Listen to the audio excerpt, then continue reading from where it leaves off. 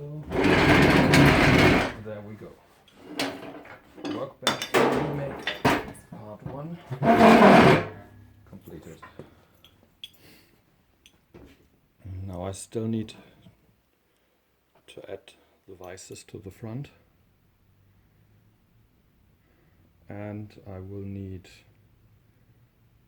a mounting system for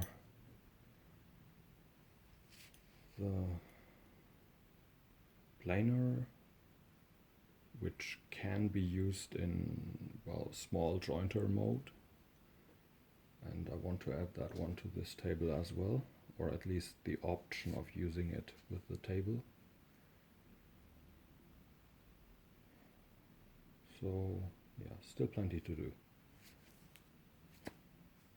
In my next video you will see everything about the joys of video editing and how I'm going to kill my little brother for making me do this.